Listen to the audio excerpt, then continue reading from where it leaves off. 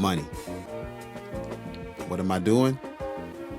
I'm cashing in my loose change for the year and I'm going to invest the money. Nothing wrong with starting small. Why am I talking about money? Well, it's part of the plan. My goal is to, at the very least, make $8,000 per month residual. That's right, residual, without me lifting a finger. So I'm gonna bust my ass and live without now so I can sit on my ass later. To me, money is similar to a romantic relationship. If you don't have respect for it, you shouldn't have it because you will mistreat it. A lot of times people think you need money to have things.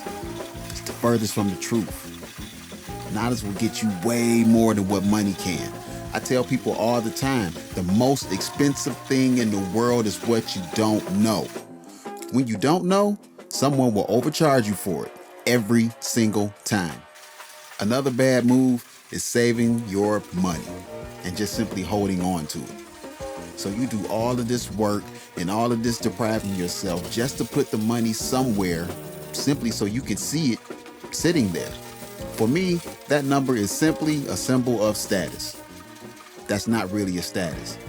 That money is sitting in the bank making 0.00 nothing every year just so you can feel good about it being there while the bank is making buku dollars off of your money. What I learned, a closed mouth will never get fed. I used to assemble furniture for a living for Wayfair, and one day I was at a customer's house. I just finished assembling his furniture and I said, "Okay, you owe me now." The guy said, "I already paid for the service. Are you asking for a tip?" Not that kind of tip, but I said, "Yes, a money tip. Teach me how to make money." He laughed and chuckled and sat me down and told me this story. There's a guy named Jason Fieber. Look him up. He's a native Detroiter who grew up on welfare in Detroit, lost his parents at a young age, became adopted, dropped out of college, had a plant job, but lost his automotive job in 2009 when everything went crazy financially. By age 27, he was working as a car salesman and had debt and realized one very good motto: fuck this working for somebody shit. He minimized his whole life and didn't spend money on dumb shit like expensive dinners and clothes and dining and random shit like impulse purchases. He had a cheap apartment, a cheap car paid off, so his living expenses was very low. Every time he sold a car, he invested in stocks. Not just any stock though. He made sure that the stocks he invested in kicked back residuals. This is called dividend growth investing.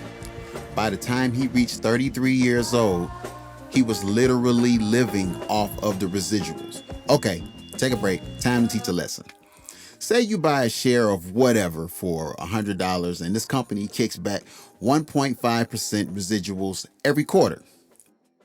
That means they're going to give you 1.5% of the value of what you own every quarter.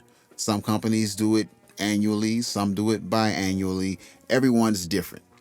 Now think about what happens when you have so many stocks that vary in percentages and they all kick back to you. If you're smart enough, you'll make a decent living off of the kickback alone, which is what Mr. Fieber did. My very wealthy Indian customer was telling me this story and I asked him, "Is that what you do now?" He said, "Look all around you. What do you think?" So now, in light of Mr. Fieber, I'm doing the same but a little more extreme. He kept his apartment. I let my apartment go because I'm not selling cars and making thousands of dollars on commission. So now I pay my bills and I buy stock. That's it. Okay. I know you all want to hear how I lost over $4 million. I made a big mistake in 2010. Back then, I thought you were supposed to have money to buy whatever you wanted. I was beyond wrong. You are supposed to give money a job. And that job is to go make more. What good is it sitting there decreasing? See, money is an ego boost for many. They know that they have it and seeing that number in that account makes them feel good. Me personally, I started enjoying seeing that number climb without me having to go and slave for a third of my day. Okay, so here's what happened. In 2010, Tesla dropped from their original price of $17 per share to $1.55. I knew it and was advised to buy as much as I could. Back then, it would have been nothing to purchase 1,000 shares. Let's do the math. Back then, 1,000 shares would have cost me $1,550. By 2015, the annual average for Tesla was $15.34. So it went from $1.55 to $15.34. That's a win. 2016, it dropped almost 11% to $13.98.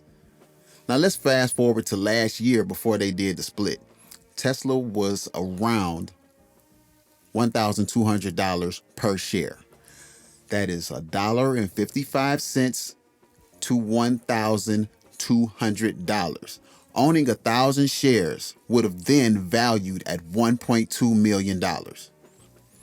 Then the 4-to-1 split came last year, which means for every share you have, you now own 4 at a fourth of the price. Same value, but 4,000 shares. Well, earlier this year, Tesla rose back up to $1,100 per share.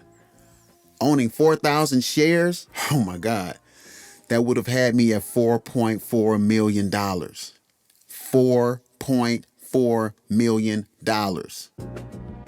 Now, they have since dropped to the lower 900s and just did another split, a 3-to-1 split. So the stock is around $300 per share right now. However, I would have 12,000 shares at $300 per share, and that would be valuing at $3.6 million and waiting for the climb again. Now imagine if I did what Mr. Fieber did and in addition invested that $1,500 in Tesla. I will be living off of the dividends of all of these other stocks, and I will be getting rich off of one company. Look, moral of the story is, I guarantee you, I 3 times plus over have spent $1,500 on bullshit in 2010. And that was 12 years ago. How many times have I blown $1,500? We all have it, but we're so addicted to now. We spend our could-be $4 million on snacks, weed, sneakers, fashion, drinking, partying, and trying to make worldly possessions make us feel good about ourselves. Man, instant gratification is always temporary, and it almost is never a stepping stone. We seem to depend on life insurance to fix everything, but you're dead. I promise you this, I'm gonna live to see my generational wealth passed on. You want good credit? Here's the step to do it. Take 500, hit the credit union, and add 30 to that just to pay the interest. Them J's can wait, well, unless you make an interest. Open the savings and then take a loan, secure for another 500. Now you got a stack plus 30 in the bank, don't touch it. But nothing, every month they'll deduct it.